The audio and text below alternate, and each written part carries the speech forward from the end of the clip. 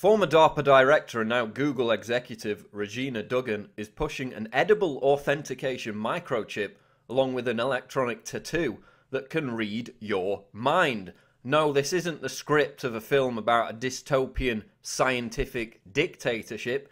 It's trendy and cool. Duggan, who is head of advanced technology at Google-owned Motorola, told an audience at the All Things D11 conference that the company was working on a microchip inside a pill that users would swallow daily in order to obtain the superpower of having their entire bodies act as a biological authentication system for cell phones, cars, doors, and other devices. Oh, You guys see it? this pill has a small chip inside of it with a switch.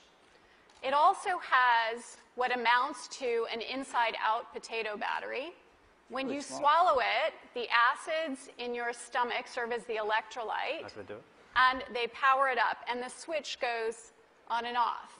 And it creates an 18-bit ECG-like signal in your body, and essentially your entire body becomes your authentication token. Duggan added that the chip had already been FDA approved and could be taken 30 times a day for someone's entire life without affecting their health, a seemingly dubious claim. Would you swallow a Google microchip every day simply to access your cell phone? Privacy advocates will wince at the thought, especially given Duggan's former role as head of DARPA, the Pentagon agency that many see as being at the top of the pyramid when it comes to the big brother technocracy.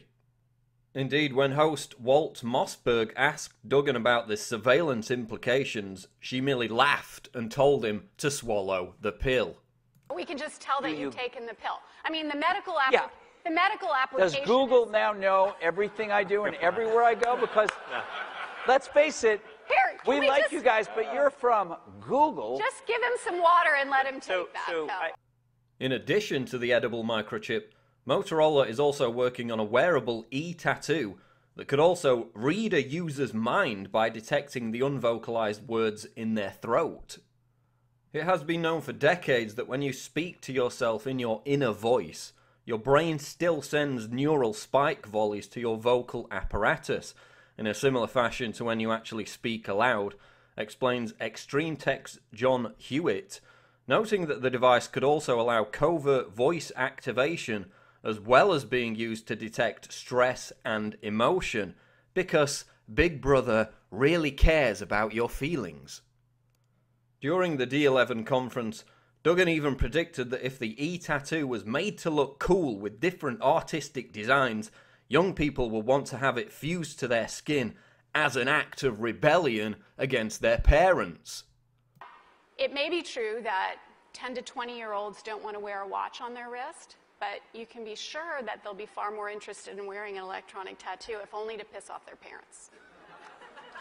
The edible microchip and the wearable e-tattoo are prime examples of how transhumanism is being made trendy in an effort to convince the next generation to completely sacrifice whatever privacy they have left in the name of faux rebellion, which is actually cultural conformism and convenience. Check us out on Twitter at twitter.com/prisonplanet. This is Paul Joseph Watson reporting for Infowars.com.